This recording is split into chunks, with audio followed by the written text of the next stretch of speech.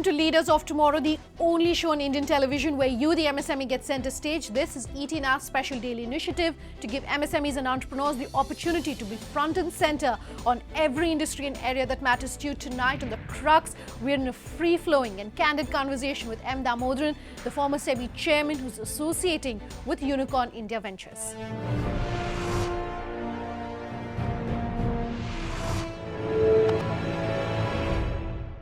Thank you very much for speaking with us here on Leaders of Tomorrow on ET Now. So let's start by talking about your association with Unicorn India Ventures. Firstly, thank you for having me here. My association is in very interesting circumstances. You know, when one is young, one wants to do exciting things, and now that I'm at that stage of my life when I'm young, so I said it's useful to associate with a bright team, a team that is raring to go in order to address one of the felt needs of this ecosystem, which is the entrepreneurial ecosystem. So I said, why not associate with that? Why not see oneself as a part of that movement of trying to do something that is value-adding? How do you think the ecosystem is changing? And let me first talk about funding. 99% of all the entrepreneurs we meet on Leaders of Tomorrow say that raising funds is proving to be a big challenge for us. How do you see the ecosystem changing? I'm surprised you said 99%. I'm wondering what happened to the other 1%. If you ask me, everyone without exception would look at funding as the one big problem, unless there is someone with deep pockets, either in the family or somewhere that you can fall back on. Funding is the big problem. Because at the end of the day, who is an entrepreneur? It's somebody with a bright idea, fire in the belly, not much more. That really is a starting point. So then how do you circumvent not having access to funds for an entrepreneur? But that is what the ecosystem is supposed to provide. If you share the optimism that people who are driven by passion, who have an idea and want to see that executed in a manner that adds value, then you associate with that. You help in whatever manner you can. And as you mentioned, fundraising is the critical issue, and those that have funds can raise funds and see value in these propositions will associate. But what you have seen so far is venture capital and private equity. You've not seen enough debt, and that's the missing piece in the ecosystem. So do you think it's just lack of information amongst entrepreneurs about access to debt? I don't think it's that. I think firstly, how many people are in this business at the end of the day? I think as we speak, there are maybe one or two people that are doing it. We must be the second or the third getting into this space, because we recognize that this is an untapped space. We recognize that this is an important space because people will get equity somewhere or the other if you try hard. But debt is not that easy to access. Where do you access debt normally in the financial system? Traditionally, you went to the banks. But Indian banking historically has been collateral based. And a good idea is not collateral enough for a bank anyway. Sure. The bank would like to see something which, should things go wrong, you can fall back on. So entrepreneurs suffer from that. Banks don't lend to them. They don't lend on the strength of an idea. And but you need to raise debt anyway, and therefore you need funds like Unicorn. So on one hand, of course, are the people who are looking for funds, and on the other you have the investors. A lot of PEs, a lot of VCs who speak to us say that exits become difficult because a lot of the startups in the ecosystem right now are working suboptimally, are working subpar. Would you think that criticism is correct? And if not, how do you think perhaps things will change? Your views on that, essentially. I think, see, I don't want to say that the blame is equally to be shared by both sides, because it's not blame we are talking about. It is maybe expectations not being measured up to in terms of when you actually made the investment. What were your expectations? What did you expect by way of an exit? What time frame did you have in mind? What time frame did your investors have in mind? The fund, the life of the fund itself sometimes is a challenge. Scaling up is not the easiest thing to do. We are in a competitive environment, and these are people who start out with an idea. It's not as if they know what are the things to be done, how to do them right, how to do them in a cost-effective manner. where to access what you need, because funds is only one requirement. Marketing could be an issue. It could be basically how do you run a business, the absence of mentorship, not enough people who are mentoring these persons. So if all those pieces are not in place, scaling up is not the easiest. If you don't scale up, it's very difficult to give an exit to somebody who came in and invested. And typically in the olden days, you used to look at an IPO as an exit. It's not going to be easy for these people because there are conditions precedent to going in for an IPO. You need to have profits for a few years. And these are not people that will see profits for some time. Okay, I will circle back to IPOs, but I want to talk about registration of companies in India at the moment. The government has been working on ease of doing business. India has moved up the ranks globally in terms of ease of doing business. But do you think registration of companies in one day and all the challenges, if I can call it that, associated with it have really been sorted out? I don't think so. Well, the framework is in place. But ultimately, all systems are as good as the people that run the systems. You will still see some kind of a pushback from some elements in the system. Mercifully, that number is declining. Who will still want to go back to the old ways of, okay, what's the hurry? Let's do it in a leisurely kind of way. So it's one thing saying you have a single window, single day clearance. That's a good objective. Some countries have that. In fact, if you look at the multiple permits that you need from a large number of agencies, Singapore put this in place, I imagine about 25, 30 years ago, where for 18, if I remember right, you needed 18 permits. You could file in any of the 18 offices and you would get a permit. You didn't go to the other offices. It was not sequential. Everything happened concurrently. We've not got there yet, but we made huge strides from even a few years ago when this was a long time-taking process with a large number of obstacles. Things are moving faster. There is a recognition for multiple reasons that you need to get things going much, much faster. It's not just about moving up the ranks in the ease of doing business. Sure. That is just one goal that you need to look at in terms of your 100 now. How do you become, let's say, one of the top 50? For a country like India, is even top 50 good enough? I'm not so sure. But we'll get there. Over time, we will get there.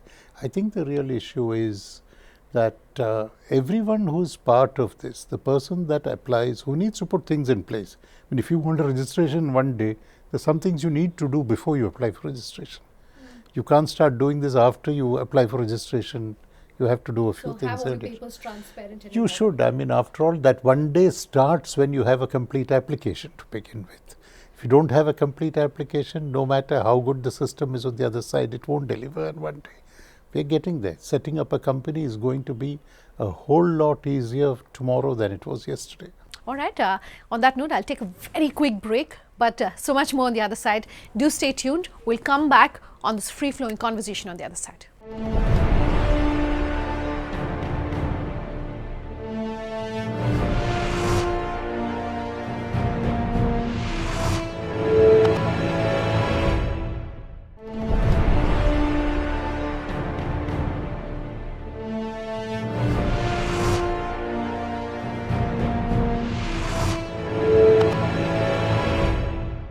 Welcome back. With us here on Leaders of Tomorrow, and tonight on our Crux segment, I'm in conversation with M Damodaran to talk about the entrepreneurship environment and what you, the MSME, should know about how things are changing on the ground. Okay, let's talk about MAT. MAT is applicable to all companies irrespective of size because there's no threshold limit.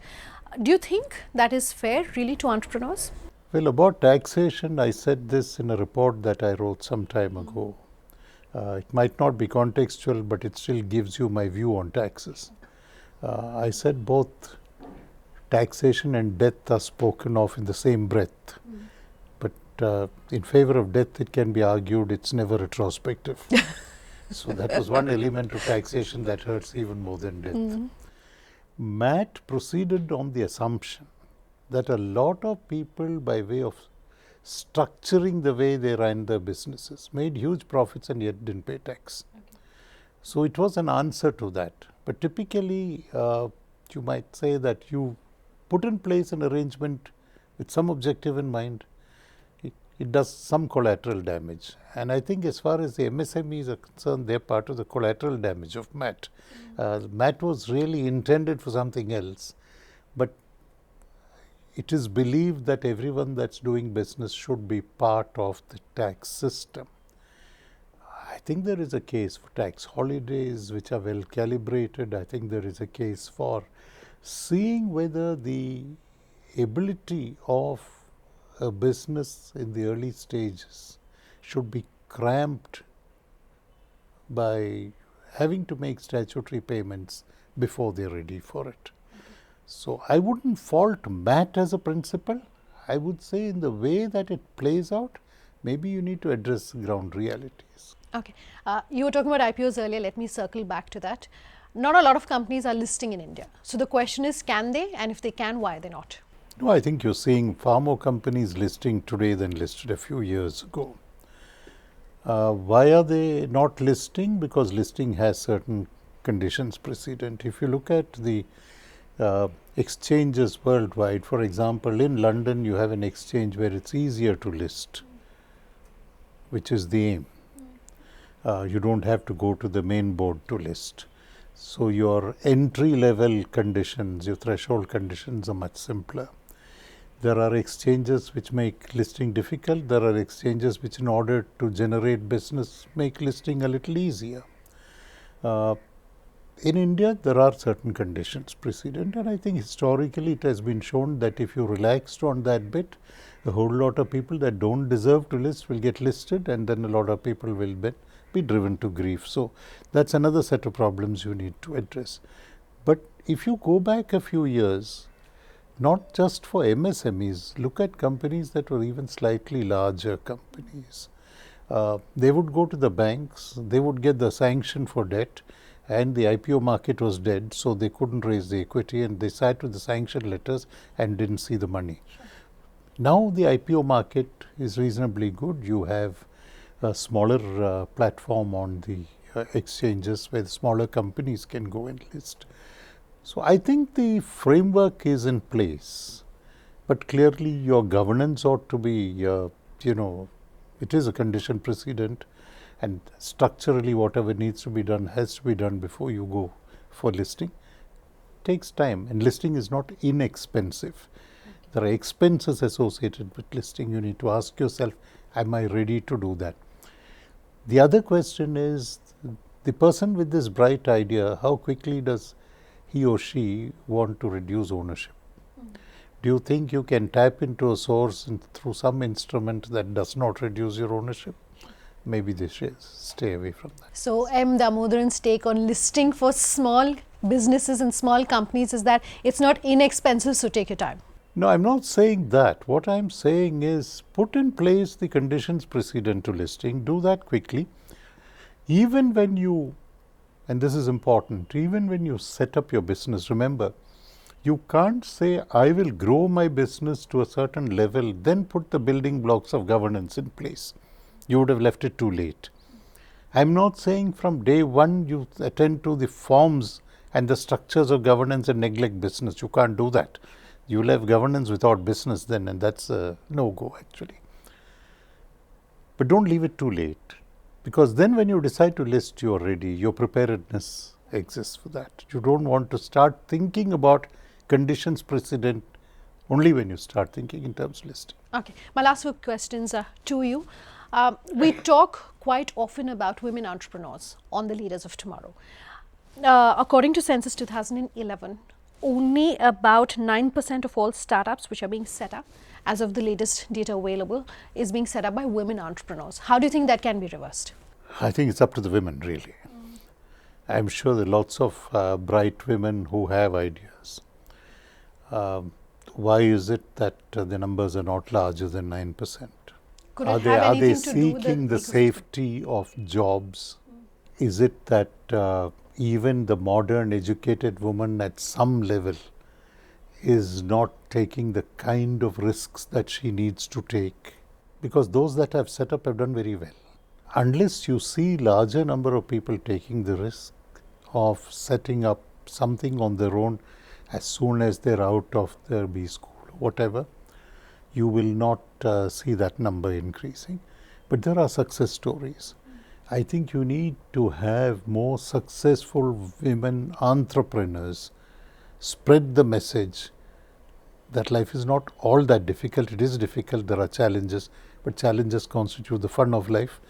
So that you need to take your chance. Why don't they go and talk to young women and say that don't look for the safety of jobs, come here, this is where it is. As it is, there is joblessness. Sure. We started this conversation talking about funding. I want to go back to that, but talk about funding to startups which have been set up by women.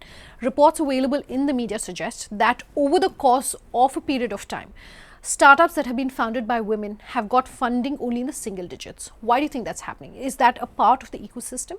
If you had asked me this question 20 years ago, my answer would have been, I think it's part of the family system that operates.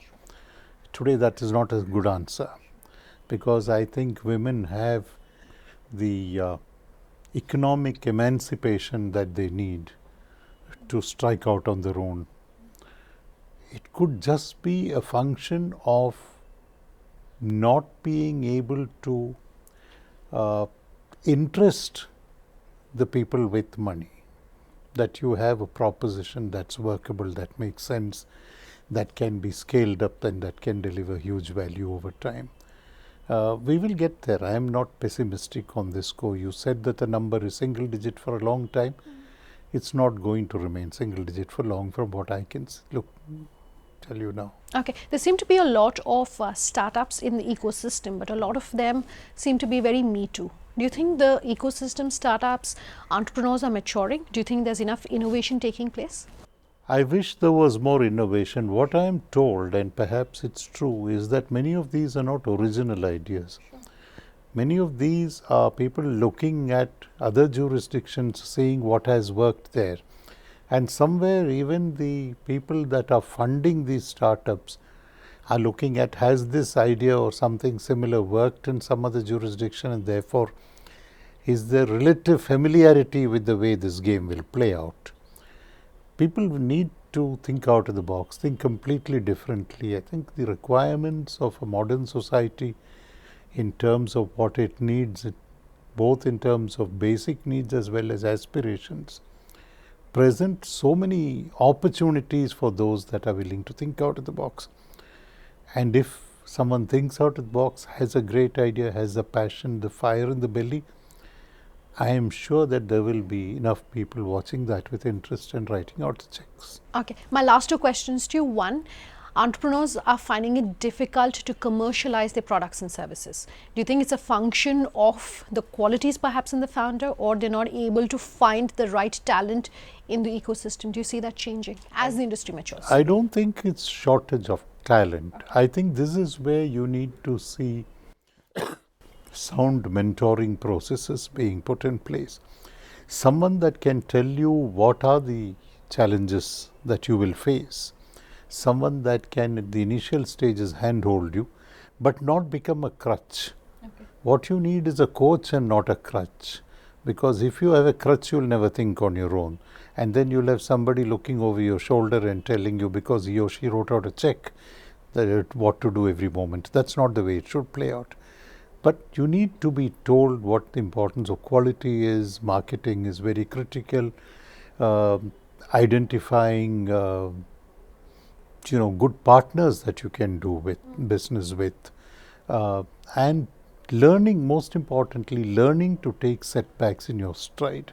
I think many people give up at the sign of the first obstacle and think we have embarked on the wrong journey. Okay. My very last question to you. One piece of advice that you've perhaps received in your professional career that's changed the way that you think about life, about work, that you would want to leave our viewers with? You asked me about women and their role in the system. Let me tell you of a woman that I admired all my life, no longer with me at this point of time, my mother. I used to be, in my younger days, let me not be modest and say reasonably good, I was a very good chess player. Mm-hmm. I had an adjourned chess game which meant it would resume the next morning in a fairly complex situation. And I spent a whole lot of the night staying up to see what was my way out of a difficult situation. And my mother, who didn't know anything about the game, saw me sitting up late and said, "What happened?" And she asked me somewhat innocently, "Have you lost?"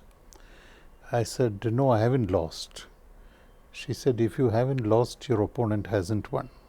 And that's something that has stayed with me. Thank you very much for taking the time out to speak with us here on Leaders of Tomorrow. If you have any feedback or anything that you want to tell us as part of this conversation, you can always email us at leadersoftomorrowtimesgroup.com. On Twitter, tweet at me at Sunanda_J or LOT_ET now. Our Facebook page is Leaders of Tomorrow and ET now. You can also call us on that number you see on your screen.